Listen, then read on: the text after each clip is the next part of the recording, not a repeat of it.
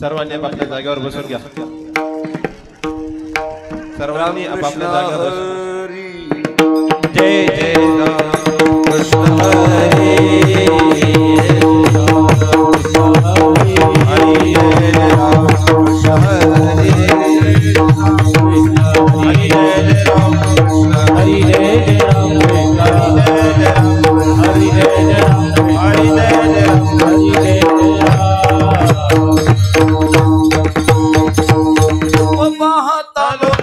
सुख झाले हो सारे तो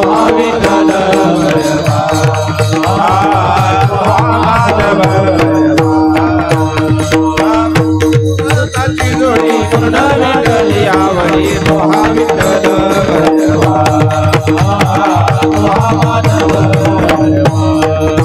सर्व सुखाचे आगर सर्व सुखाचे आगर वापर कुमा देवीवर सर्व सुखाचे आगर वापर कुमा देवीवर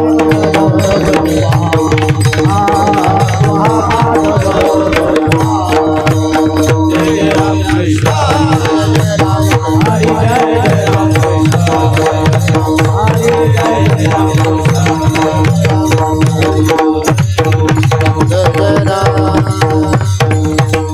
सत्य खरे नाम विठोबाचे नाम विठोबाचे बरे नाम विठोबाचे बरे नाम विठोबाचे बरे नाम विठोबाचे बरे नाम विठोबाचे बरे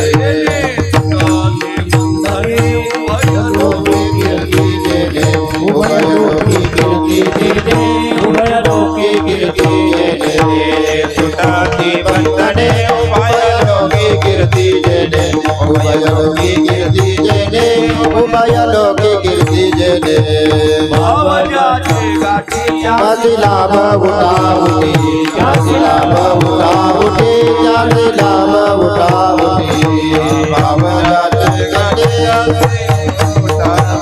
जाति लाभ उठावती जाति लाभ उठावती सुटाती बंधने उभय लोकी कीर्ति जने उभय लोकी कीर्ति जने उभय लोकी कीर्ति जने सुटाती बंधने उभय लोकी कीर्ति जने उभय लोकी कीर्ति जने उभय लोकी कीर्ति जने कावने भोला जी को जाने पड़ी काला जी को जाने पड़ी काला जी को जाने पड़ी कावने भोला जी को जाने कड़ी काला को जाने कड़ी काला को जाने कड़ी काला बंधने उभय लोकी कीर्ति जने उभय लोकी कीर्ति जने उभय लोकी कीर्ति जने लुटाती बंधने उभय लोकी कीर्ति जने उभय लोकी कीर्ति जने उभय लोकी कीर्ति जने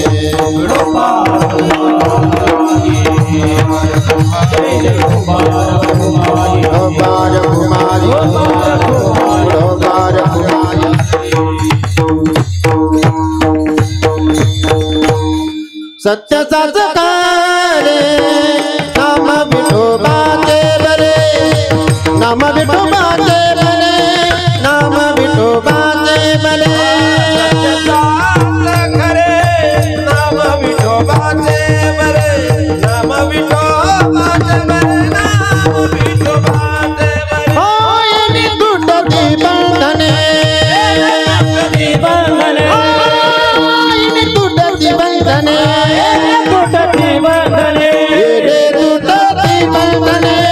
उभय लोकी कीर्ति जने उभय लोकी कीर्ति जने उभय लोकी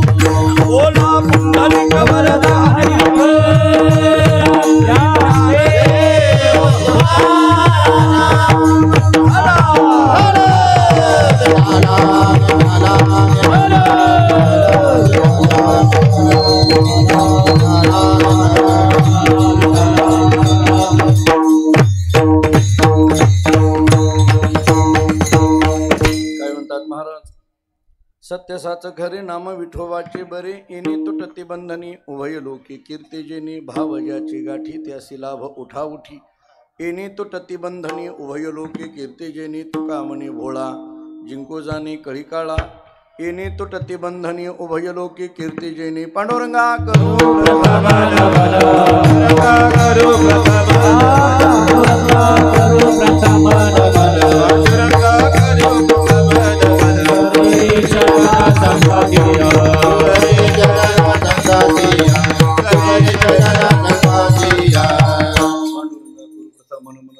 चरण संताची त्यांच्या कृपादानी कथेचा विस्तारो बाबाजी सद्गुरुदास तुका मस्तक हे पायावरी या वारकरी संताची जिने पंढरी सारिखाची आपोला धामणगाव केला वैकुंठाधिपती श्री विठ्ठल सखा सोयरा जोडीला जो का भक्त विरक्त भूतळवटी विख्यात हा बोधला त्या श्री संत सद्गुरु मानकोजी चरणी साष्टांग मी घातिला विढाला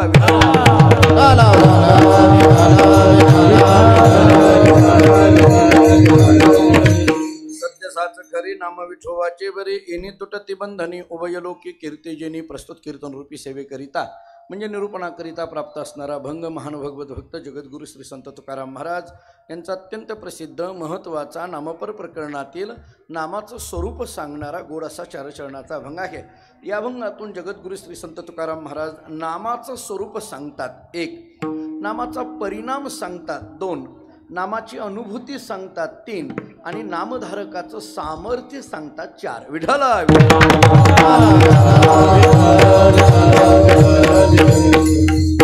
माणिकगिरी महाराज बिरोबा महाराज या परंपरेतून सुरू असणारा हा नारळी सप्ताह आणि या सप्ताहातील माझ्याकडे परमभाग्याने प्राप्त झालेली कीर्तन सेवा परमादरणीय श्रद्धेय दत्तगिरी महाराजांच्या मार्गदर्शनाखाली त्यांच्या आशीर्वादाने आणि या परंपरेवर प्रेम करणारी अफाट अशा पद्धतीचे आपण सर्वच भाविक भक्त आपल्या सर्वांच्या उपस्थितीने सहकार्याने हा उत्सव या ठिकाणी संपन्न होतोय.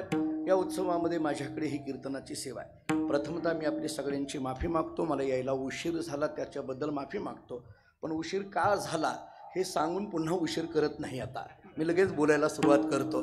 प्रवासामध्ये अनेक अडचणी येतात. असू द्या, इथं बसलेल्यापैकी अनेकांच्या मनात काय काय प्रश्न आले होते हे न बोललेलं बरं. कोण कोण काय काय मनातून किती शिव्या मला दिले असतील ते मला न सांगितलेल्या बऱ्या. पण काही असो, परंतु या सेवेपर्यंत पोहोचावं. आज खरं तर दशमीचा दिवस आहे आणि अत्यंत पर्वकाळाचा दिवस आहे. मी असं म्हणेल की उशीर जरी झालेला असला तरी मला या निमित्ताने शेवटी का होईना परंतु इथं येऊन या परंपरेचं या निमित्ताने दर्शन घेता येतं आहे. आणि एवढ्या अफाट जनसमुदायामध्ये अंतःकरणामध्ये माणिकगिरी महाराजांच्याबद्दल बिरोबा महाराजांच्याबद्दल असलेली जी श्रद्धा आहे ती श्रद्धा एवढ्या मोठ्या संख्येने या ठिकाणी उपस्थित असलेली दिसून येते आहे. एखादा नारळी उत्सव करत असताना ते काही एकट्याचं काम नसतं, त्याला सगळेजण लागतात.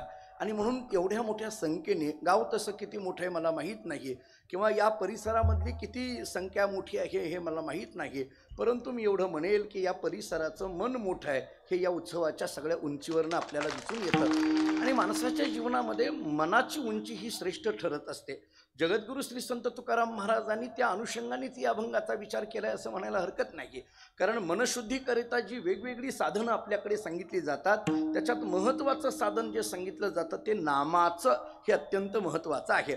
मी आपल्याला त्याच्या संबंधाने बोलताना 2-3 मुद्दे मांडून पुढे जाईल.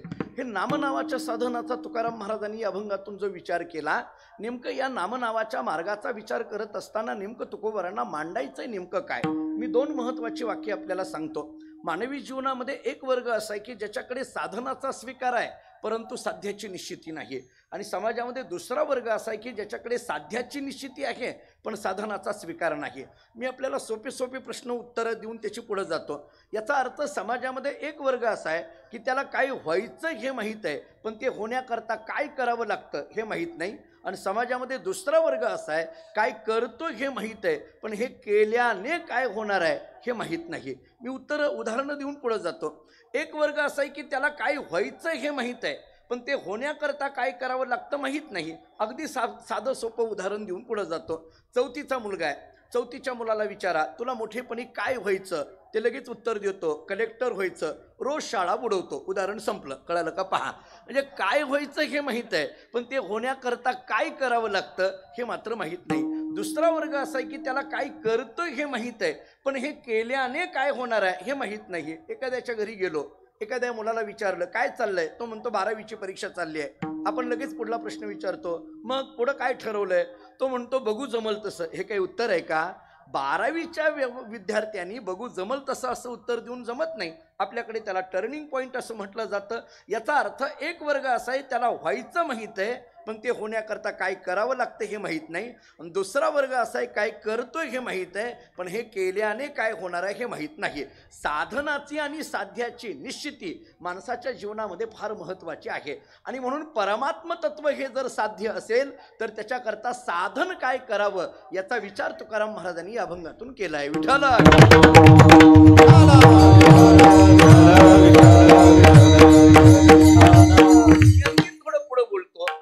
सांगितलेले नाहीयेत का हो? खरं तर पहा, परमात्म्यापर्यंत जाण्याकरिता वेगवेगळ्या मार्गांचा विचार केला. कर्म नावाचा मार्ग आहे, ज्ञान नावाचा मार्ग आहे, योग नावाचा मार्ग आहे आणि नाम नावाचा मार्ग आहे. मग कर्म नावाचा मार्ग असेल, ज्ञान नावाचा मार्ग असेल, योग नावाचा मार्ग असेल आणि नाम नावाचा मार्ग असेल, तर इतके सगळे मार्ग जर सांगितलेले असतील तर याच्यातल्या नेमकं कोणत्या मार्गाने आपण जायचं? कारण ह्या सगळ्या साधनांचा विचार आहे. नाना साधनाच्या केल्या खटपटा किंवा मार्ग दावूनी गेले आधी, दयानिधी संतते वेगवेगळे मार्ग दाखविले. कर्म नावाची वाट, ज्ञान नावाची वाट, योग नावाची वाट आणि नाम नावाची वाट, या चारही वाटा जरी तिथं घेऊन जात असल्या तरी तुमच्या माझ्यासारख्या सामान्य माणसाने नेमकं कोणत्या वाटेने जावं? मी एक साधा प्रश्न आपल्याला विचारतो, ऐका. गाव एकच असतं, थोडं इको कमी केलं तर चालेल, मोकळं ठेवा, मोकळंच आहे ना, बरं. गाव एकच आहे, पण एका गावाला पोहोचण्याकरिता रस्ते मात्र अनेक आहेत. एवढं नक्की आहे ना? गाव एकच आहे हो, पण तिथं जाण्याकरता रस्ते अनेक आहेत. साधं उदाहरण आहे, साकूर नावाचं गाव एकच आहे, पण तिथं येण्याकरिता रस्ते अनेक आहेत ना, वेगवेगळ्या पद्धतीने रस्ते इथं येता येत ना. मग प्रश्न पडतो की याच्यातल्या कोणत्या रस्त्याने जावं?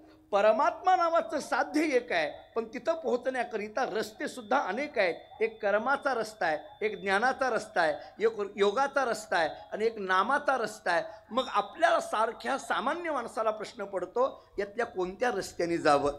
कधी प्रश्न पडतो आणि या प्रश्नाचं उत्तर नेमकं काय असू शकतं? कल्पना करा, आपण एखाद्या कीर्तनाला निघालोय आणि मग कीर्तनाला निघाल्यानंतर आपल्याला रस्ता लवकर सापडत नाही.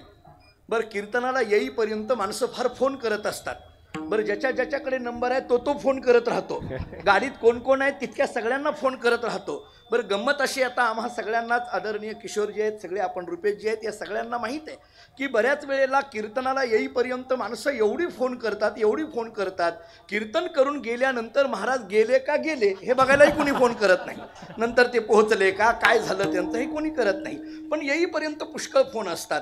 आणि मग एका गावाला मी येऊ लागलोय अशी कल्पना करा, आणि मग रस्ता काही मला सापडेना. बरं, बऱ्याचदा आपण जर अलीकडल्या काळामध्ये हे GPS वगैरे जे काही मॅप वगैरे लावले तर हे रस्ते चुकीच्या ठिकाणी घेऊन जातात. त्याचा अनुभव तासभर झालं मला येतोय. आता कळालं असेल मला उशीर का लागला हे एवढ्यातनं ओळखून घ्या. तास झालं मी त्या GPSच्या नादामध्ये कुठं फिरत होतो. किती गावं बघितली, जणू काही या भागातली सगळी गावं पालटी घातली असं म्हणायला हरकत नाही. कारण हे मॅप कुठं घेऊन जातील सांगता येत नाही. फोन येत होता, मी त्यांना म्हटलं, अहो मी एका चौकामध्ये आलो आहे, मला तुमच्या गावी यायचं मान्य आहे, पण इथं 4 वाटा आहेत, एक उजवीकडे, एक डावीकडे, एक सरळ, एक पाठीमागं आहे, मी नेमकं कोणत्या वाटेने येऊ? पलीकडल्या माणसाने व्यवस्थित उत्तर द्यावं का नाही? तो म्हटला, महाराज या कोणत्याही वाटेने आमच्याच गावात येतं आहे. हे काही उत्तर आहे का? मी त्यांना म्हटलं, हो अगोदरच उशीर झालाय, तुम्ही असं बोलू नका, मला नेमकं सांगा की याच्यातली नेमकी जवळची वाट कोणती आहे? कारण माझी अपेक्षा आता आहे की उशीर फार झालाय, मला लवकर पोहोचायचं आहे, म्हणून मी तिकडून पलीकडनं काय विचारेल की मला याच्यातली जवळची वाट कोणती सांगा. बरोबर आहे, जवळची वाट आपण विचाराल. मला तसंच विचारायचं आहे आपल्याला. कर्म, ज्ञान, योग आणि नाम या 4ही वाटा जरी आम्हाला संप्रदायाने सांगून दिलेल्या असल्या तरी तुमच्या माझ्या मनामध्ये प्रश्न असा आहे, भगवंतापर्यंत जाण्याकरता याच्यातली जवळची वाट कोणती आहे? याच्यातली जवळची कोणती आहे? कर्माची वाट जवळची आहे, ज्ञानाची वाट जवळची आहे, योगाची वाट जवळची आहे का नामाची वाट जवळची आहे? मी तुमच्या ऐकण्यातला एक अभंग सांगून पुढे जातो. टाळावर जास्त न देता सरळ फक्त अभंग सांगतो. स्वल्प वाटे चला जाऊ, वाचे गाऊ विठ्ठल, तुम्ही आम्ही खेळी मिळी, गदारोळी आनंदे, ध्वजाकुंचे गरुडटके शृंगार निके करोनिया. शेवटचं चरण महत्वाचं आहे.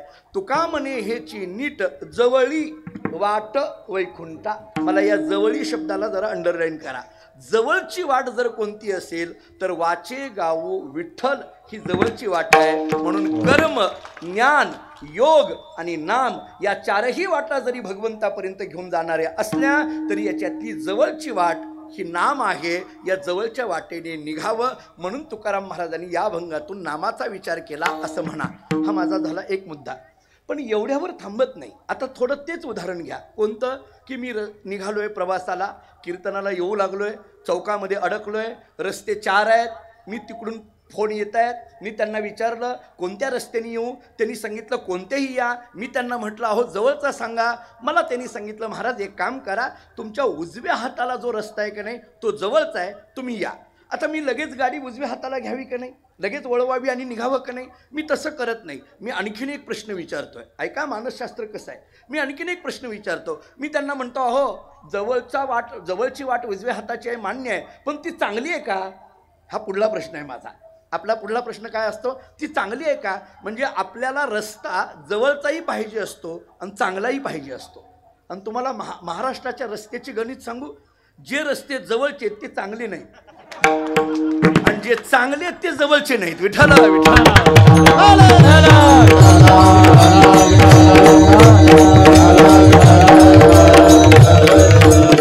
म्हणून जवळचा म्हणून मी कुठून आलो त्याचा अनुभव मला आहे आता. असो लक्षात आलं. म्हणजे माझा पुढला प्रश्न काय, चांगला आहे का? आता हे उदाहरणातलं आहे ना, हे सिद्धांतात घ्या. पुन्हा आता हे दृष्टांतातलं बाजूला ठेवा, सिद्धांतात या. कर्म, ज्ञान, योग आणि नाम वाटा किती आहेत? 4. परमात्म्यापर्यंत जाण्याकरता पहिली वाट कर्माची, दुसरी ज्ञानाची, तिसरी योगाची, चौथी नामाची. आता याच्यातली जवळची वाट पाहिजे. जवळची वाट कोणती ठरली आमची? नामाची. झालं ना हो, संपलं. नामाच्या वाटेने जावं ना? नाही. मी लगेच दुसरा प्रश्न विचारतो. अहो या 4 वाटापैकी चांगली कोणती आहे? कर्माची वाट चांगली आहे, ज्ञानाची वाट चांगली आहे, योगाची वाट चांगली आहे का नामाची वाट चांगली आहे? चांगला हा शब्द या 4 वाटेमध्ये कोणाला आलाय? केवळ आणि केवळ नामाला आलाय. नाम चांगले माझे कंठी राहो भरे, कीर्तन चांग होय अंग हरिरूप. विठाला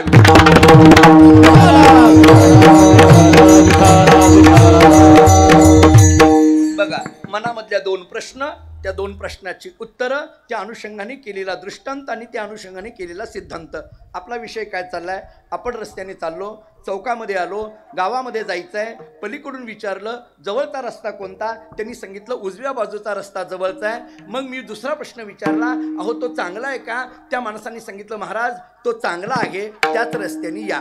झालं. तसं परमार्थामध्ये विचारलं कर्म, ज्ञान, योग आणि नाम याच्यातली जवळची वाट कोणती? उत्तर काय आलं? नाम.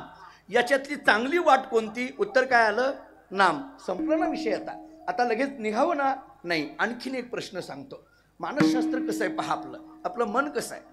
त्या माणसाने मला पलीकडून सांगितलं महाराज उजव्या बाजूचा रस्ता जवळचा आहे, उजव्या बाजूचा रस्ता चांगला आहे. मी तेवढ्यावर थांबत नाही. मी त्यांना विचारला हो एवढा एकच चांगला आहे का बाकी आणखीन कोणते चांगले आहेत? बघा मानसशास्त्र कसं आहे. हा एवढा एकच चांगला आहे का बाकी आणखीन कोणते चांगले आहेत? मग तो पलीकडला मनुष्य म्हणतो महाराज या 4ही रस्त्यामध्ये सगळ्यात चांगला जर कोणता असेल तर हाच आहे. तुम्हाला एक वाक्य सांगू, मानसशास्त्र नीट ऐका. हा रस्ता चांगला आहे हे म्हणणं वेगळं आणि सगळ्या रस्त्यांपेक्षा हाच रस्ता चांगला आहे हे म्हणणं वेगळं. तुम्हाला पटतंय का? बघा वाक्य कोणतं प्रभावी ठरतं. हा रस्ता चांगला आहे हे वाक्य प्रभावी ठरतं का सगळ्या रस्त्यापेक्षा हाच रस्ता चांगला आहे हे वाक्य प्रभावी ठरतं? समजा हे नाही वाक्य कळालं, मी दुसरं बोलतो. तुमची चाल चांगली झाली असं म्हटलं, तुमची चाल चांगली झाली असं म्हटलं, हे म्हणणं याच्यापेक्षा सुद्धा अख्ख्या कीर्तनात तुमच्यासारखी चालच झाली नाही हे म्हणणं कोणतं आवडतं वाक्य? बघा तुम्ही. नाही पटलं मी दुसऱ्या पद्धतीने सांगतो. माझा स्वभाव असा आहे जोपर्यंत तुम्ही होय म्हणत नाही तोपर्यंत सोडायचं नाही. यांना विचारा सगळ्यांना. किशोर महाराज मान डोलवून होय म्हणत नाही तोपर्यंत सोडत नाही. तुम्हाला जर वाटेल कीर्तन वेळेवर सुटावं, नाही कळालं तरी होय म्हणा म्हणजे सुटा. तुम्हाला आज सांगतो. आता माझा स्वभाव आहे, त्याला इलाज नाही. मी जर एवढी धावपळ करून इथं आलो असेल तर माझं काम आहे तुमच्या पदरात काहीतरी टाकणं, मान्य आहे. मी फार वेळ घेणार नाही, पण जेवढी कमी वेळ आहे माझ्याकडे तेवढ्यात मी जास्त रन काढण्याचा प्रयत्न करेल नक्की. मी आणखीन एकदा सांगतो आपल्याला, म्हणजे गंमत बघा, तुमचं कीर्तन चांगलं झालं या म्हणण्यापेक्षा अख्ख्या सप्ताहामध्ये तुमचंच कीर्तन चांगलं झालं या वाक्याला किती महत्त्व येतं. या वाक्याला किती महत्त्व येतं बघा. काय झालं, एका गावचं कीर्तन करून मी गेलो आणि कीर्तन करून गेल्यानंतर 7 दिवस सप्ताह झाल्यानंतर त्या गावातल्या एका माणसाचा मला फोन आला. तो म्हटला, महाराज तुमचं कीर्तन चांगलं झालं. म्हटलं धन्यवाद. तो म्हटला, नाही नाही, अख्ख्या सप्त्यात तुमचंच एक कीर्तन चांगलं झालं, असं कीर्तनच झालं नाही. मला इतका आनंद वाटला, काय पावती मिळाली याची. म्हटलं त्याचं ऐकून झाल्यानंतर त्याचा फोन झाला की मी त्या गावच्या सप्ताहाच्या कमिटीच्या अध्यक्षाला फोन लावला. माघारी मी अध्यक्षाला फोन लावला. मी कीर्तन करून गेलोय आणि पुन्हा माघारी अध्यक्षाला फोन आला. माझा फोन आल्याबरोबर काय आहे, आपल्या गावातून एखादे कीर्तनकार कीर्तन करून गेल्यानंतर जर त्या कीर्तनकाराचा माघारी फोन अध्यक्षाला आला तर त्या अध्यक्षांना भीती वाटते. आता बघा, तुम्हाला कळालं असेल तर हे बरं, हे फोन बऱ्याच वेळेला मंडपाच्या बाहेर गेले गेले येतात हो लगेच, म्हणजे ते गावही गाठत नाहीत, बऱ्याचदा असे येतात. ते घाबरले अध्यक्ष. त्यांनी मला विचारलं, का हो महाराज काय काय काय झालं. म्हटलं काही नाही. झाला का सप्ताह. म्हटलं झाला. म्हटलं कीर्तन कशी झाली. म्हटलं चांगली झाली. म्हटलं माझं कीर्तन कसं झालं. ते म्हटलं चांगलं झालं. म्हटलं नाही हो, तुमच्या गावातल्या त्या माणसाचा फोन आला होता, अख्ख्या सप्त्यामध्ये माझं एकट्याचंच कीर्तन चांगलं झालं असं म्हणत होते. त्या अध्यक्षांनी सांगितलं, महाराज तुमचं कीर्तन चांगलं झालं, पण ज्याचा फोन आला त्याचं फार मनावर घेऊ नका, ती सगळ्याच कीर्तन करायला असं म्हणतंय. तुम्हाला म्हणते अशातला भाग नाही. काही काही माणसं अशी गमतीची असतात महाराज.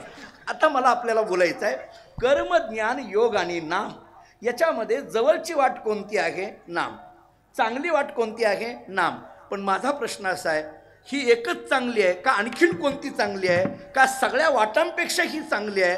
तेव्हा नारद भक्ती सूत्रातलं एक सूत्र सांगतो. देवर्षी नारद मुनींनी भक्ती सूत्रामध्ये एक सूत्र सांगितलंय, सा तू कर्म ज्ञान योग्येभ्य अपि अधिकतरा भक्ती. भक्ती सूत्रामध्ये नाम नावाच्या भक्तीबद्दल बोलताना, कारण भक्ती या शब्दाची व्याख्या करताना नारदांनी अव्यावृत भजनात अशी व्याख्या केली. अखंड नामचिंतन चालणं याला भक्ती म्हणा. अहर्निशी माझी कथा, अहर्निशी माझी वार्ता, अहर्निशी माते ध्याता, भक्ती नाम ती तत्वता, ही नाद भागवताची भाषा आहे. अखंड नामचिंतन चालणं.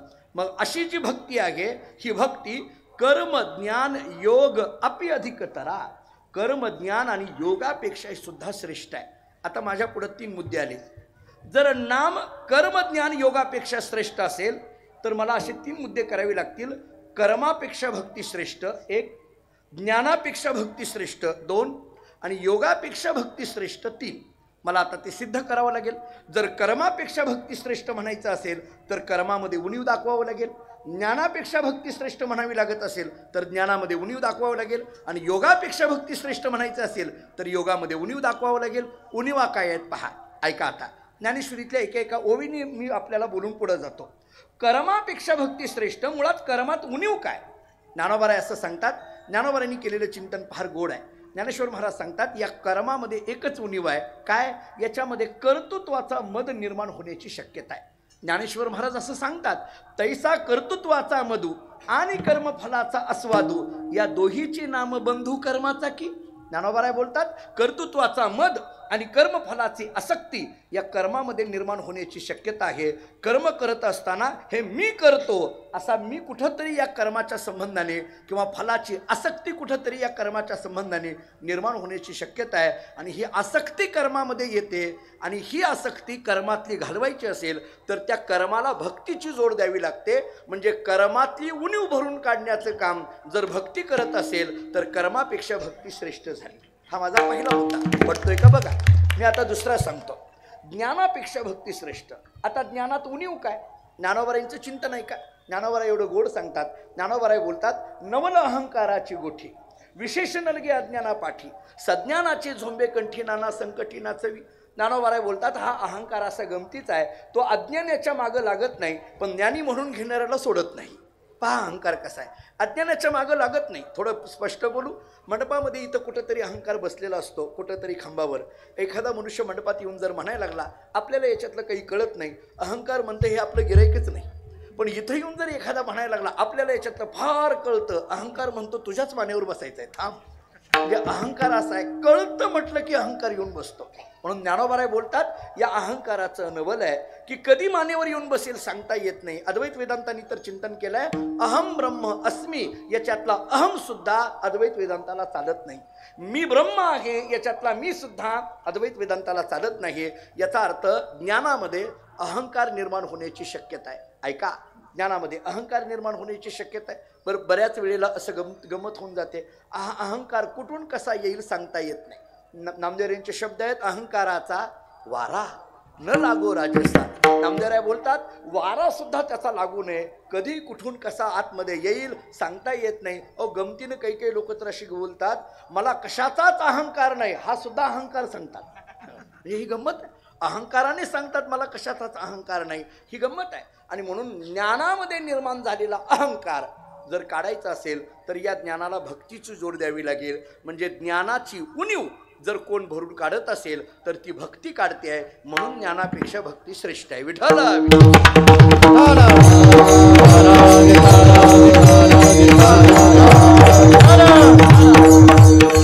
दोन गोष्टी झाल्या, कर्मापेक्षा भक्ती श्रेष्ठ एक, ज्ञानापेक्षा भक्ती श्रेष्ठ दोन.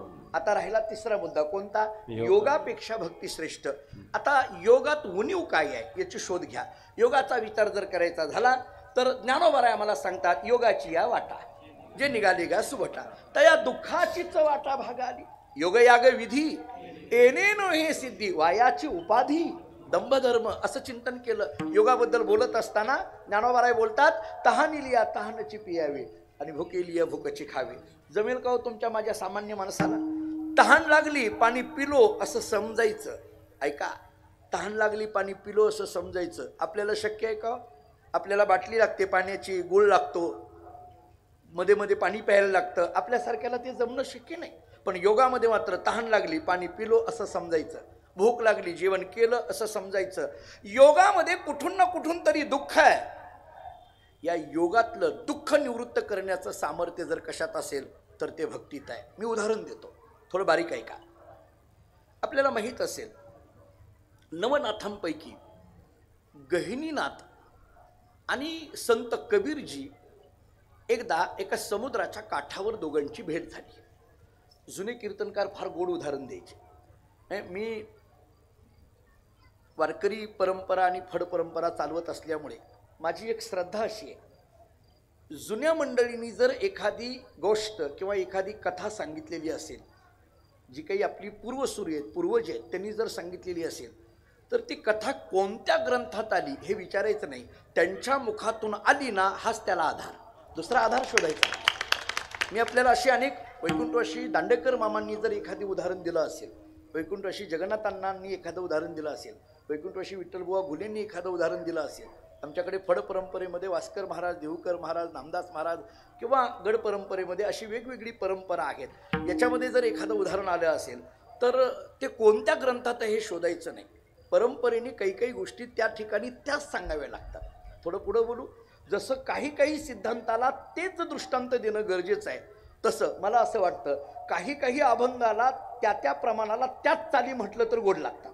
बघा तुम्ही, चालीसुद्धा कधी कधी त्या त्या दिडकी अभंगाच्या चाली ठरलेल्या आहेत, एकठुकी अभंगाच्या चाली ठरलेल्या आहेत, चौकडा चरणाच्या चाली ठरलेल्या आहेत, काकड्याच्या चाली ठरलेल्या आहेत, वासुदेवाच्या चाली ठरलेल्या आहेत. आपल्याकडे असं सांगितलं जातं, ज्ञानोबाराय तुकोबारांचे शब्द जसे आहे तसेच म्हणायचे, त्याच्यातला एकही शब्द चालीमध्ये गाळायचा नाही. पुढलं सांगू, मनाचं घालायचं नाही, हे फार महत्वाचं आहे. त्याच्यात मनाचा घालायचा नाही, जसं आहे तसंच. पहिली वेलांटी असेल तर स्वर ह्रस्वच आला पाहिजे आणि दुसरी वेलांटी असेल तर स्वर दीर्घच आला पाहिजे. इतकी सूक्ष्मता वारकरी चालीमध्ये बघितली जाते ना. आपल्याला चिरफाड करता येत नाही शब्दांची. म्हणजे माझ्या कानावर जे संस्कार आहेत, आपण मोठी मंडळी आहात, माझ्यापेक्षा अधिक भजन करणारी मंडळी आहात, पण मला असं वाटतं की माझ्या कानावर जे पालखी सोहळ्यामध्ये संस्कार पडले की देव बसे चित्ती त्याची घडावी संगती, तर घडावी आणि संगती हे बाजूलाच निघालं पाहिजे. ते घडाचा वि बाजूला काढून जमत नाही, घडा विसंगती असं नाही, हा तिथं तोडायचा नाही. घडावी हा एकत्रित आला पाहिजे आणि संगती बाजूला पडला पाहिजे, तरच ती चाल ठरते. म्हणजे त्या त्या चाली तिथं म्हटल्या तर त्याच गोड लागतात. किंवा जोगी आहे, आपल्याकडे जोगी म्हणण्याची जी पद्धत आहे ती तीच गोड लागते, काकडा म्हणण्याची जी पद्धत आहे ती तीच गोड लागते. काही उदाहरणं तीच आहेत. गहिनीनाथ महाराज आणि कबीरांची गाठ पडली. मला सांगायचं आहे, योगापेक्षा भक्ती श्रेष्ठ. नीट ऐका. दोघांची गाठ पडली. दोघांनी एकमेकाला नमस्कार केला. कबीर महाराजांचा एक हिंदीमध्ये दोहा आहे, सज्जन को सज्जन मिले करे दो दो बात. सज्जन को सज्जन मिले करे दो दो बात. पुढलं अर्ध मला वाटतं सांगायची गरज नाही, पण उगा आता तरुण पिढी आहे, पाठात असावं म्हणून सांगून जातो. सज्जन को सज्जन मिले करे दो दो बात और गधे को गधे मिले खागे दो दो लात. कबीरांचं बोलणं आहे. सज्जन को सज्जन मिले, दोन चांगली माणसं एका ठिकाणी आली. कबीरजी आणि गहिनीनाथ दोघं एका ठिकाणी आले. नवनाथांपैकी एक गहिनीनाथ योगी आहेत, संत कबीर भक्त आहेत. आणि गहिनीनाथांनी कबीरांकडे पाहिलं आणि प्रश्न विचारला, का हो कबीर, योगी श्रेष्ठ का भक्त श्रेष्ठ? प्रश्न काय बघा, योगी श्रेष्ठ का भक्त श्रेष्ठ? या प्रश्नामध्ये आपला एक प्रश्न आहे, योग मार्ग श्रेष्ठ का भक्ती मार्ग श्रेष्ठ? आपली चर्चा त्याच्यावरच चालली आहे. कर्मापेक्षा भक्ती कशी श्रेष्ठ कळालं, ज्ञानापेक्षा भक्ती कशी श्रेष्ठ कळालं. आता राहिलाय मुद्दा, योगापेक्षा भक्ती कशी श्रेष्ठ. गहिनीनाथांनी विचारलं, भक्त श्रेष्ठ का योगी श्रेष्ठ? कबीरजींनी सांगितलं योगी श्रेष्ठ. ते म्हटले नाही नाही असं नाही, परीक्षा घ्यायची. ते म्हटले अहो कशा करता परीक्षा घ्यायची? नाही, मला सगळ्यांना दाखवायचं आहे की मी तुमच्यापेक्षा श्रेष्ठ आहे, हे मला दाखवायचं आहे. कबीर महाराजांनी सांगितलं, मग मी अगोदरच जाहीर केलं ना तुम्ही माझ्यापेक्षा श्रेष्ठ. ज्याला जे पाहिजे ते दिलं की भांडणं होत नाहीत. हा नियम आहे, हा नियम आहे, सगळीकडे लागू पडला पाहिजे. मी तुम्हाला मोठेपणा देऊन टाकला ना, नाही नाही परीक्षा घ्यायची. काय परीक्षा? अथांग समुद्र आहे, त्याच्यामध्ये रूप घ्यायचं, दुसऱ्यांनी शोधायचं. ज्याला शोधता आला तो जिंकला, ज्याला शोधता आला नाही तो हरला. ठीक आहे. गहिनीनाथांनी सांगितलं मी योगी आहे, मला वेगवेगळी रूपं घेता येतात. आणि म्हणून गहिनीनाथांनी पाण्यामध्ये रूप घेतलं. पाण्यामध्ये काय होता येतं, मासा किंवा मगर. एका माशाचं रूप घेतलं, फिरायला लागले. कबीर महाराजांनी पांडुरंगाचं स्मरण केलं, पाण्यामध्ये हात घेतला, बरोबर तोच मासा बाहेर काढला. तुम्ही गहिनीनाथ आहात. गहिनीनाथ प्रगट झाले. गहिनीनाथांना आश्चर्य वाटलं, चांगलं तुम्हाला कळतंय की? म्हटले काही हरकत नाही, आता तुम्ही रूप घ्या, मी शोधतो. कबीर महाराजांनी पाण्यामध्ये रूप घेतलं. गहिनीनाथांनी शोधायला सुरुवात केली. 1 तास झाले, 2 तास झाले, 3 तास झाले, कुठंही कबीरांचा अंश दिसेना. सर्व मासे मगरी सगळ्या पाहिल्या. शेवटी 3 तासानंतर गहिनीनाथांनी दोन्ही हात जोडले आणि सांगितलं, कबीरजी तुम्ही जिथून असाल तिथून प्रगट व्हा. कबीरजी प्रगट झाले. गहिनीनाथांनी कबीरांना प्रश्न केला, कबीरजी पाण्यामध्ये मासा किंवा मगर होता येतं? एवढा वेळ तुम्ही पाण्यामध्ये काय झाला होता? मासाही नाही मगरही नाही, काय झाला होता? कबीरजींनी उत्तर दिलं, एवढा वेळ मी पाण्यामध्ये पाणीच झालो होतो. म्हटलं माझं उदाहरण संपलं. आता एक पुढचं वाक्य सांगू, नीट ऐका. पाण्यामध्ये मासा होण्याचं सामर्थ्य योगाचं आहे. पाण्यामध्ये मासा होण्याचं सामर्थ्य योगाचं आहे, पण पाण्यामध्ये पाणीच होण्याचं सामर्थ्य भक्तीचं आहे. म्हणून योगापेक्षा भक्ती श्रेष्ठ. विठाला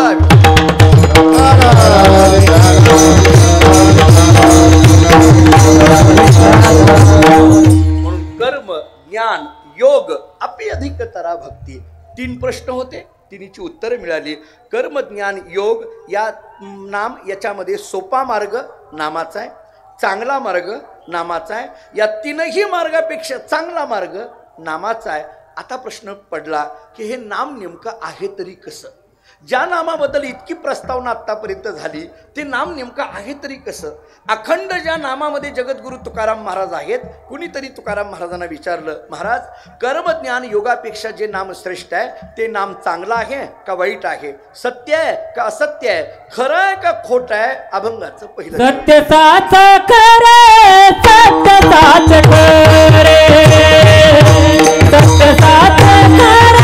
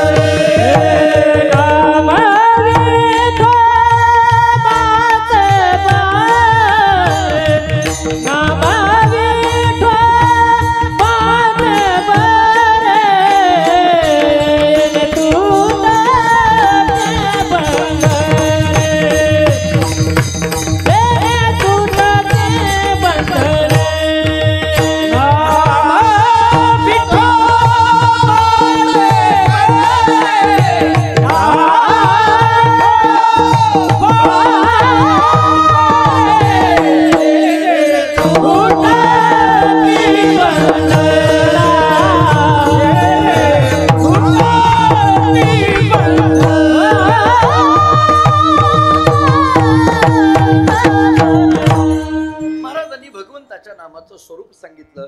सत्य साच खरे नाम विठोबाचे बरे.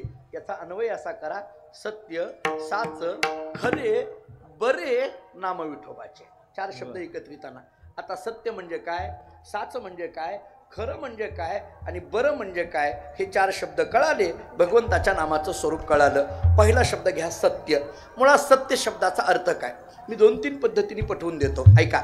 एक थोडा वेदांताच्या दृष्टीने देतो, थोडा अवघड वाटेल पण सोपा करून सांगतो. सत्य शब्दाचा विचार करताना वेदांतांनी असं सांगितलंय, जिथं भेद नाही, परिच्छेद नाही, अभाव नाही, त्याला म्हणा सत्य. ऐका, स्वगत सजातीय विजातीय भेद नाही, कालपरिच्छेद वस्तुपरिच्छेद देशपरिच्छेद नाही, प्रागभाव प्रध्वंसाभाव अन्योन्याभाव नाही, त्याला म्हणा सत्य. आता उलटा प्रश्न, की इथं भेद का नाही, नामाच्या ठिकाणी भेद का नाही, नामाच्या ठिकाणी परिच्छेद का नाही आणि नामाच्या ठिकाणी अभाव का नाही, त्याची उत्तरं देताना एका एका वाक्यात देतो. भगवंताचं नाम एक आहे म्हणून भेद नाही, भगवंताचं नाम व्यापक आहे म्हणून परिच्छेद नाही, आणि भगवंताचं नाम भावरूप आहे म्हणून अभाव नाही. असं वेदांतामध्ये बोलता येण्यासारखं आहे आपल्याला. नाम एक आहे. रोज हरिपटामध्ये आपण बोलतो, एक तत्व नाम दुर्लधरी म्हणा, हरिसी करुणा येईल तुझी. भगवंताचं नाम कसं आहे, एक आहे. एक धरीला चित्ती आम्ही रखो माईचा पती. या सगळ्या प्रमाण किंवा एकमेव अद्वितीयम ब्रह्म असा एकाच्या संबंधाने विचार केला जातो. ऐका, भगवंताचं नाम हे एक आहे. थोडं आणखीन गमतीने पुढचं वाक्य बोलू. भगवंताचं नाम एक आहे. ऐका, एक आहे. हा एक शब्द 2 पद्धतीने वापरायचा आहे. एक संख्यावाचकतेच्या दृष्टीने वापरायचा आणि दुसरा स्वरूपवाचकतेच्या दृष्टीने वापरायचा आहे. आणखीन थोडं पुढं बोलतो. कुणाला तरी मनामध्ये एखादा प्रश्न येईल इथं बसलेल्यापैकी, का हो महाराज, तुम्ही एवढा वेळ झालं नामाबद्दल बोलताय, मग इतर साधनं महत्त्वाची नाही आहेत का, कर्म ज्ञान योग ही महत्त्वाची नाही आहेत का? तुम्ही जर इतका वेळ नामाबद्दलच बोलत असाल तर इतर साधनांना महत्त्व नाही आहे का, त्याला काही किंमत नाही आहे का? मी 2 वाक्य सांगतो. कर्म ज्ञान योग ही जी इत्यादी साधनं आहेत त्या साधनांना किंमत नाही असं माझं पहिलं वाक्य आहे, आणि किंमत आहे असं माझं दुसरं वाक्य आहे. मी दोन्ही वाक्य बोलतो. तुम्ही म्हणाल काय हे दोन्हीकडून तुम्हीच बोलायला लागलात, वकील लोकांचं कामच ती असतंय. जाऊ द्या आता हे. हां, तर दोन्हीकडनं बोलावं लागतंय. बाकीच्यांना नाही कळणार, मी वकील आहे. विठ्ठल विठ्ठल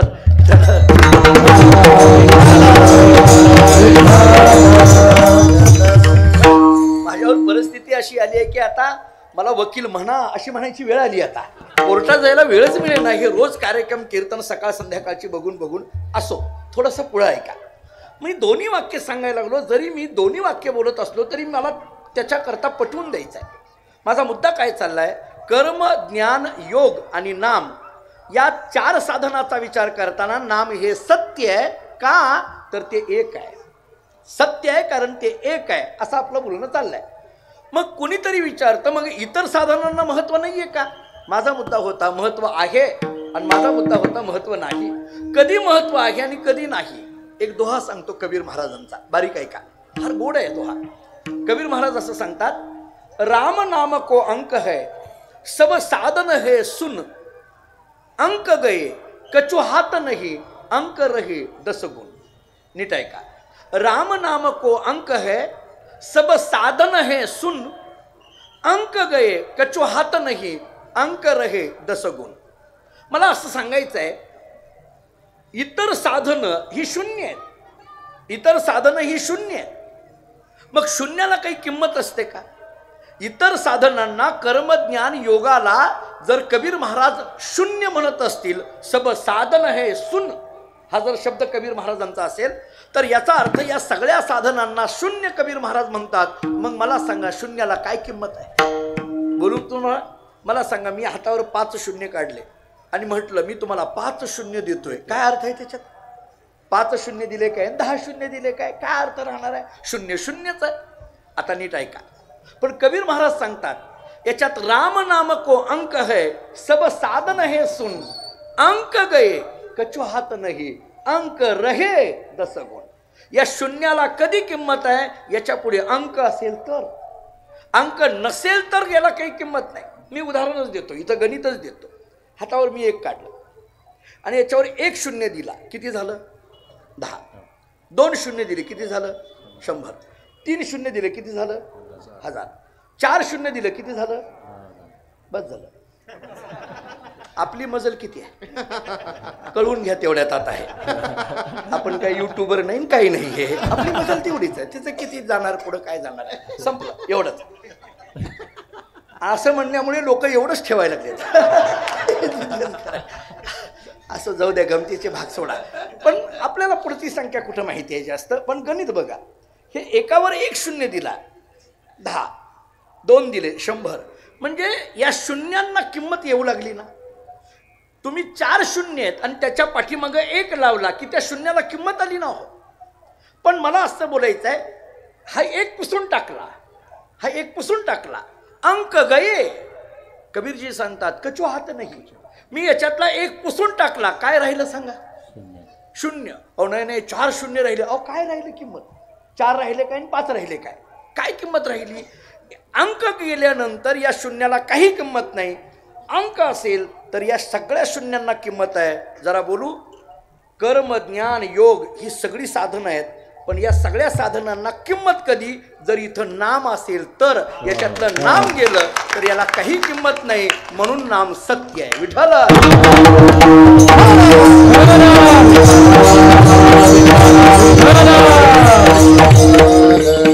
एक विचार आणखीन एक विचार सांगतो. मी ज्ञानोबारांचा एक अभंग सांगतो. आपण सगळी सुज्ञ श्रोत आहात. ज्ञानोबारा इतकं गोड बोलतात. शरीर आटे संपत्ती आटे हरिनाम नाटे ते बरवे. ज्ञानोबाराय बोलतात शरीराचा नाश होणार आहे संपत्तीचा नाश होणार आहे नामाचा मात्र कधीही नाश होत नाही. म्हणून हे अविनाशी आहे म्हणून याला सत्य म्हणा.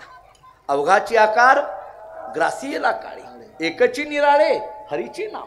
सगळा आकार का काळाने ग्रासीला पण एकची निराळे हरीचे नाम म्हणून याला सत्य म्हणा. किती गोष्टी झाल्या? 2 गोष्टी झाल्या. पहा भगवंताचं नाम एक आहे म्हणून त्याला सत्य म्हणा. भगवंताचं नाम अविनाशी आहे म्हणून त्याला सत्य म्हणा. आणखीन एक सांगतो भगवंताच्या नामाची गोडी प्रत्येक क्षणाक्षणाला वाढते आहे म्हणून सत्य म्हणा. कळतंय का? बघा प्रत्येक क्षणाक्षणाला वाढते आहे. नारदानी भक्तिसूत्रामध्ये सूत्र असं दिलंय प्रत्येक क्षण वर्धमान. याला तुकोवरांचं प्रमाण असं आहे विटे ऐसे सुख नोहे भक्ती रस पुढता पुढती आस सेवावी. किंवा रसना येरा रसा विटे आणि घेता घोटे अधिक हे. महाराज सांगतात किती जरी घेतलं तरी घ्यावं वाटतं. कंटाळा येतो का कधी? मी एवढी आज संख्या माझी नजर जिथपर्यंत आहे तिथपर्यंत आपण उपस्थित आहात. मोठ्या तन्मयतेने आपण ऐकत आहात. गेली तास दीड तास झालं अगोदरच उभा आहात आणि आणखी बसलेले आहात उभे आहेत आणि आणखीन मन लावून ऐकताय. मी आपल्या सगळ्यांना एक प्रश्न विचारतो. रामकृष्ण हरी या शब्दाचा कधी कंटाळा आला का आतापर्यंत? बरं मी दुसरा प्रश्न विचारतो. इथं कीर्तनाला येण्याच्या ऐवजी अगोदर पंचपदी म्हटली जाते.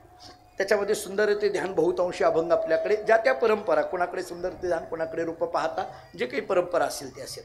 पण मला आपल्या एवढ्या सगळ्या संख्येला विचारायचं आहे सुंदरते ध्यान उभी विटेवरी या अभंगाचा कधी कंटाळा आला का?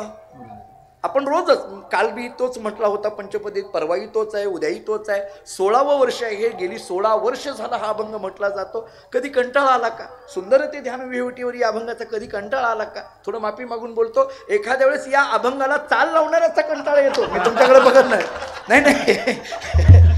आणि बहुतेक तो कंटाळा आलाय लोकांना. मगाशी किती वेळ झालं किशोर महाराजांनाच बघायचं असं झालं होतं तसं नाही असं नाही.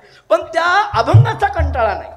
चाल बदला असं म्हटलं जाईल पण अभंगच बदला असं कधी म्हटलं जातं का? नाही. उलट त्याच्यातली गोडी प्रत्येक क्षणाक्षणाला वाढते आहे. मला असं बोलायचं आहे की जिथं प्रत्येक क्षणाक्षणाला गोडी वाढते आहे ते भगवंताचं नाम आहे म्हणून त्याला सत्य म्हणा. विठ्ठल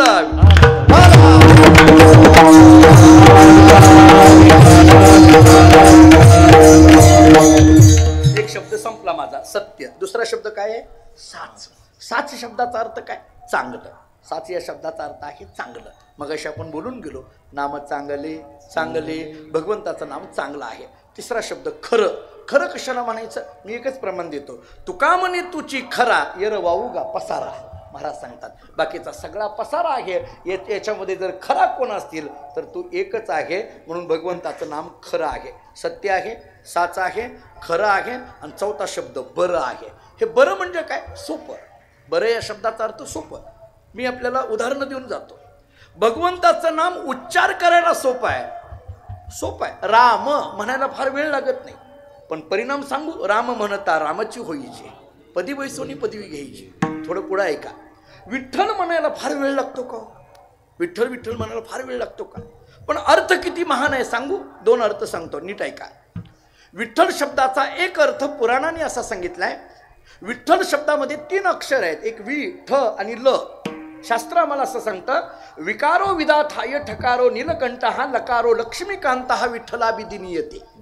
विधाता म्हणजे ब्रह्मदेव, ठ नीलकंठ म्हणजे शंकर आणि ल लक्ष्मीकांत म्हणजे विष्णू. ब्रह्मा विष्णू महेश या 3 देवतेचं एकत्रीकरण म्हणजे विठ्ठल आहे. असा एक विठ्ठल शब्दाचा अर्थ सांगितला. आणखीन एक अर्थ सांगतो, जरा बारीक ऐका. आपण रोज विठ्ठल विठ्ठल म्हणतो, आणखीन एक ऐकतो, जरा अगदी सूक्ष्म ऐका. विठ्ठल शब्दामध्ये अक्षर किती आहेत? 3. वि, ठ आणि ल. याचे तत्वज्ञानाच्या कसोटीवर अर्थ असे सांगितले आहेत. विविध म्हणजे ज्ञान. विद हा धातू आहे संस्कृतमध्ये, आणि विद या धातूचा अर्थ होतो जाणणं किंवा ज्ञान. विविध म्हणजे ज्ञान. विच्या खाली दुसरा शब्द कोणता आहे? ठ. ठ ठाण म्हणजे शून्य, आणि ठच्या खाली तिसरा शब्द कोणता आहे? ल. ल लांती म्हणजे स्वीकारणं. पुन्हा एकदा सांगतो, विद म्हणजे ज्ञान, ठ ठाण म्हणजे शून्य, ल लांती म्हणजे स्वीकारणं. म्हणजे विच्या खाली ठ आहे आणि ठच्या खाली ल आहे. आता इकडं ज्ञान, त्याच्या खाली शून्य आणि त्याच्या खाली स्वीकारणं. ज्ञान शून्य स्वीकारणं. एखादा ज्ञान शून्य जरी आला तरी त्याचा सुद्धा जो स्वीकार करतो त्याचं नाव विठ्ठल आहे. विठ्ठल विठ्ठल.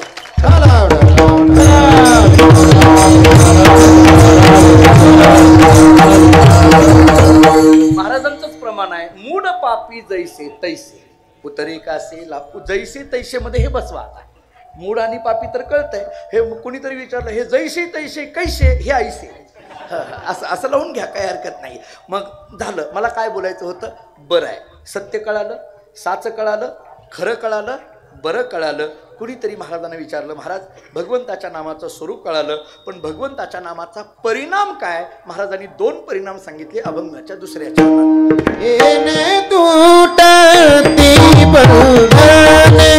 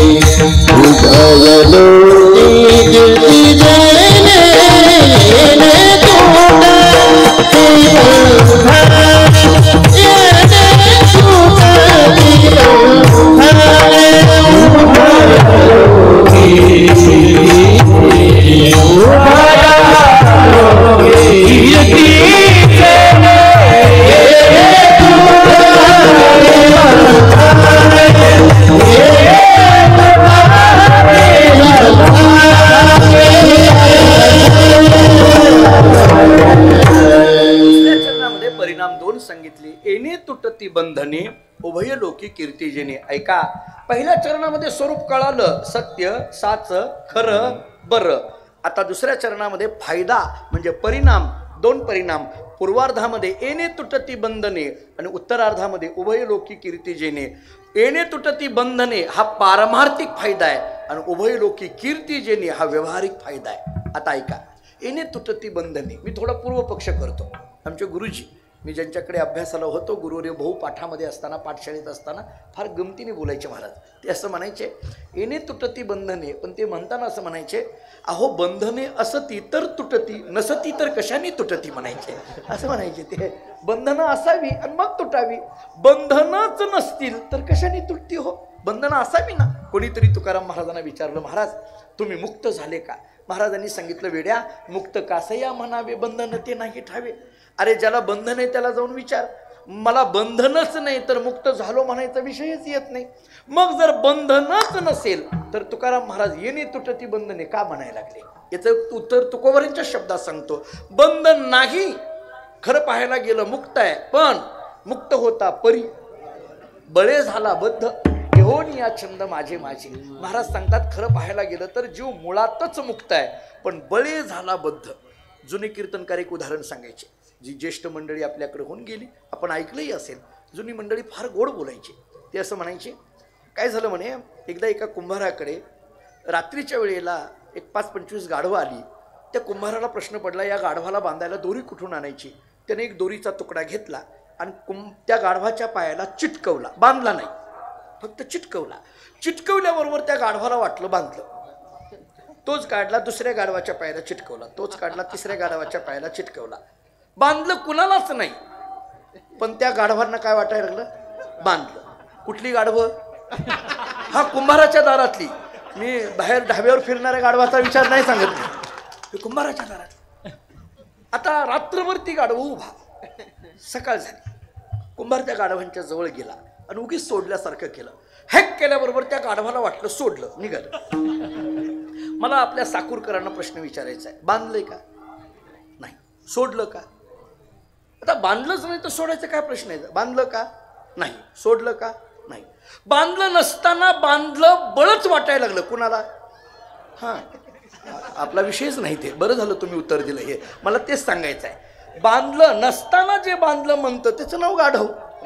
आमच्याकडे महिनावारीला काही माणसं येतात. आता उद्या महिना एकादशी आहे, वारी आहे. मी रुपेश महाराजांना अगोदरच सांगितलं होतं उद्या एकादशीमुळे थोडासा दशमीला नकोच म्हणत होतो, परंतु माणिकगिरी बाबांचा एवढा मोठा उत्सव होतोय, त्यानिमित्ताने आपल्यालाही त्याच्यामध्ये सेवा करता येईल या दृष्टीने आलो धावत. असो, पण एकादशीला आमच्याकडे आता उद्या काही काही माणसं एवढी घाईत येतात, फार घाईत येतात.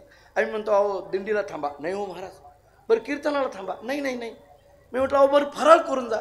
तो म्हटला महाराज तुम्हाला काय माहिती आहे आम्ही किती बांधलो, तुम्ही काही मोकळे. मला म्हणायला लागला आम्ही किती बांधलो.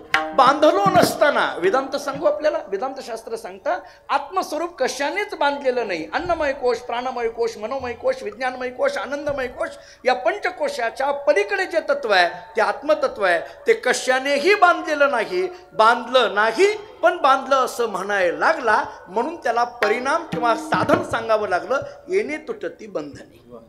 नाही पण मानायला लागला ना, मग हे आहे येणे तुटती बंधने उभय लोके कीर्ती जेणे. महाराजांना एकाने विचारलं, महाराज नामाचं स्वरूप काय? तुम्ही सांगितलं सत्य, साच, खरे, बरे. नामाचा परिणाम काय? दुसऱ्या चरणात सांगितला येणे तुटती बंधने उभय लोकी कीर्ती जेणे. आम्हाला प्रश्न तिसरा विचारायचा आहे, या नामाची अनुभूती काय? अभंगाचं तिसरं भगवान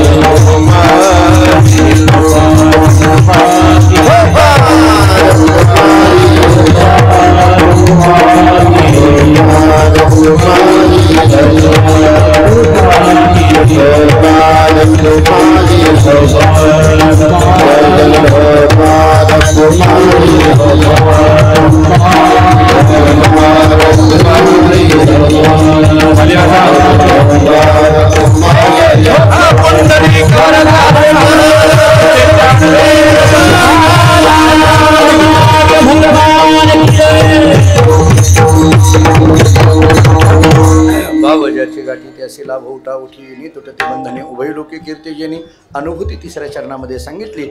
ज्या क्षणामध्ये भाव त्या क्षणामध्ये परमात्म्याचा साक्षात्कार होतो असं भगवंताच्या नामाची अनुभूती आहे. किती गोष्टी झाल्या? 3 गोष्टी झाल्या. नामाचं स्वरूप पहिल्या चरणामध्ये, नामाचा परिणाम दुसऱ्या चरणामध्ये, नामाची अनुभूती तिसऱ्या चरणामध्ये, सामर्थ्य काय? तुका म्हणे भोळा जिंकू जाणे कळी काळा. महाराज सांगतात जो भोळा आहे परंतु जिंकू जाणे कळी काळा. आता भोळा म्हणायचं आणि जिंकू जाणे कळी काळा म्हणायचं कसं काय? भोळा आणि जिंकू हे 2 शब्द कसे काय येतील, एकत्रित येतील? त्याचं कारण एकच आहे. भोळा या शब्दाचा अर्थ काय? आपण घेतो तो नाही. आपण बहुतांशी ज्याला म्हणतो भोळा त्याचाच पैशावर डोळा असेच भोळे दिसतात आपल्याला. पण हा भोळा इथं घ्यायचा नाही. तरी शरीरभाव नासती इंद्रिय विषय विसरती जय सोहमभाव प्रतिती प्रगट होय. तुका म्हणे भोळी विठ्ठल कृपेची कोवळी. पण जिंकू जाणे कळी काळा. कळी काळाला जिंकणं म्हणजे जन्म मरणाच्या पलीकडे पोहोचणं, जन्म मरण हातात येणं. मी जरा थोडं कैमितिक न्यायाने बोलतो. संतांनी डोक्यावर हात ठेवला मेले माणूस जिथं उठवले. ज्ञानोबांनी हात ठेवला सच्चिदानंद बाबा जिथे उठवले. मी ज्या परंपरेत जन्माला आलो माणकोजी बोधले महाराज त्यांच्या बाबतीत असं उदाहरण दिलं जातं. त्यांच्या एकादशीच्या कीर्तनाला आजूबाजून अनेक मंडळी कीर्तनाला येऊ लागली. आमचं मूळ गाव धामणगाव बार्शी तालुक्यामध्ये सोलापूर जिल्ह्यात. मूळ आडनाव जगताप पण पांडुरंगाने बोध केला म्हणून बोधले आडनाव पडलं. पांडुरंगाने बोध केला विठोनी एकांती बोधिले म्हणून जगी नाव बोधले. बोधला म्हणे देवा तू मज बोधिले आवडीने ठेविले नाम माझे. माणकोजी महाराजांचं कीर्तन होतं. काही मंडळी कीर्तनाला येत होते. रस्त्यामध्ये रखमाजी पाटील नावाच्या माणसाला साप चावला. 2-3 म्हटले आता काय करायचं, घरी घेऊन चला. दुसरे 2-3 म्हटले घरी नको, लोक म्हणतील कीर्तनाला घेऊन गेलात मारून आणलं, मग काय करायचं. त्याच्यातले 2-3 म्हटले एक काम करा, याला असं सुचला माणकोजी बोधले महाराजांच्या कीर्तनात नेऊन बसवा. उद्या जर काही बरं वाईट झालं सरळ महाराजावर ढकलू. हे महाराजावर ढकलण्याचा कार्यक्रम तेव्हापासून चालत आलाय. हे आजच यशातला भाग नाही. काही ढकलतात आमच्यावर. आणलं महाराजांच्या कीर्तनात आणून बसवलं. महाराजांनी सांगितलं लागून या पाया विनवित तुम्हा करे टाळी बोला मुखी नाम. सगळ्याला नाव घ्यायला सांगितलं. 2-3 उठले म्हणायला लागले महाराज हा रखमाजी काही बोलत नाहीये. महाराजांनी सांगितलं झोपला असेल उठवा. दुसरे 2-3 म्हटले नाही नाही महाराज उठत नाही, बोलत नाही, चालत नाही, बघत नाही, बसत नाही, काहीच करत नाही. महाराजांनी सांगितलं अरे असं कसं काय. दुसरा म्हटला महाराज मगापर्यंत बरा होता, तुमच्या कीर्तनात असं झालंय. माणकोजी महाराज चालू कीर्तनात त्याच्याजवळ गेले. नीट ऐका. माणकोजी बोधले महाराज चालू कीर्तनात त्याच्याजवळ जातात. त्या रखमाजी पाटलाच्या डोक्यावर हात ठेवतात आणि म्हणतात अरे रखमाजी कीर्तनात कुठं झोपायचं असतं का. उठ म्हटल्याबरोबर मेलेला रखमाजी पाटील कीर्तनात टाळ्या वाजवायला लागला, भगवंताचं भजन करायला लागला. मग मला म्हणायचं आहे त्यांनी जर डोक्यावर हात ठेवला तर मेलेला माणूस जिवंत होत असेल तर ते स्वतः जिंकू जाणे कळी काळा याच्यात का जाणार नाहीत. आता ही गोष्ट वेगळी आहे. संतांनी डोक्यावर हात ठेवला की मेलेला जिवंत होतो. आम्ही डोक्यावर हात ठेवला की जिवंत असलेला मरतो. विचारच करत नाही. याचं कारण आमच्या हातात ताकद नाही. घरी जा, घरी गेल्यावर गाथा उघडा, अनेक अभंग वाचा. गेही गेही माझे वाचे गोड नाम विठोबाचे. या अभंगाप्रमाणे सर्व इंद्रिय जर आपली नामस्मरणात असतील नक्की ओळखा आपला परमार्थ योग्य पद्धतीने चाललेला आहे. आपण परमार्थ करतो आहोत याची पोच पावती म्हणजे काय, आपल्या सर्व इंद्रियाला भगवत नामाची गोडी लागणं. मला असं वाटतं भगवत नामाची गोडी लागणं हीच खऱ्या अर्थाने या सप्ताहाची यशस्वीता आहे. माणिकगिरी बाबांना तेच खऱ्या अर्थाने अभिप्रेत आहे. आपण या सप्ताहामध्ये एवढ्या मोठ्या संख्येने सहभागी आहोत. आज एवढा मोठा उत्सव नारळी उत्सव या ठिकाणी माणिकगिरी बाबांचा विठोबा महाराजांचा होतो आहे. परमपूज्य श्रद्धेय सद्गुरू श्री दत्तगिरी महाराज यांच्या उपस्थितीमध्ये, त्यांच्या मार्गदर्शनामध्ये, त्यांच्या आशीर्वादाने हा उत्सव संपन्न होतोय. आदरणीय हरिभक्तीपरायण रुपेश महाराजांनी फार आग्रहाने माझ्याकडे ही सेवा दिली. मलाही त्यामध्ये सहभागी होता आलं. मी पुन्हा म्हटलं की आपल्याला क्षमा अगोदरच मागितली. मला यायला थोडा उशीर जरी झालेला असला, विशेष करून मी गायक वादकांची क्षमा मागतो, कारण खूप आपल्याला खूप वेळ ताटकळत उभं राहावं लागलं. परंतु शेवटी आपलीच माणसं आपल्याला स्वीकारू शकतात असं म्हणायला आल्यानंतर मी सगळ्यांना बघितलं, म्हटलं हे आपलेच आहेत, काही हरकत नाही. कारण बऱ्याचदा फार नाहीतर गोंधळ होऊन जातात हे. पण ही सगळी जीवापाड प्रेम करणारी आहेत. वारकरी संप्रदाय या सगळ्या मी तर महाराज एक वाक्य बोलेल, एवढ्या गोड आवाजाची आणि एवढ्या गोड हाताची माणसं संप्रदायात आहेत, हे संप्रदायाचं वैभव आहे महाराज. आणि म्हणून या सगळ्या तरुण मंडळींना सुद्धा आणि आपण सगळी अनेक तरुण श्रोते इथं उपस्थित आहेत. मला आज एवढा आनंद आहे. खरं तर मला खूप बोलायचं पण वेळ माझ्या हातात कमी आली, कारण एवढे सगळे तरुण ऐकायला एरवी आम्हाला भेटत नाहीत. म्हणजे आमच्याकडे बऱ्यापैकी 8 वर्षाच्या अलीकडले नाहीतर 80 वर्षाच्या पलीकडले असं होतं, पण हा सगळा तरुण वर्ग दिसून येतो. आणि मला वाटतं या उत्सवाची सगळी जबाबदारी या तरुण वर्गाने हातात घेतलेली आहे हे याच्यावरून जाणून येतं. आणि म्हणून सगळ्या युवकांना खऱ्या अर्थाने आपल्या स्वामी विवेकानंदांनी युवक शब्दाचा अर्थ फार गोड सांगितला आहे महाराज. ते असं म्हणतात, युवक म्हणजे 3 अक्षर आहेत, यु व आणि क. यु शब्दाचा अर्थ युधिष्ठिर, व शब्दाचा अर्थ वशिष्ठ आणि क शब्दाचा अर्थ कर्ण. युधिष्ठिराची सत्यता, वशिष्ठांचं ज्ञान आणि कर्णाचं दान म्हणजे भारतीय संस्कृतीतला युवक आहे. मला वाटतं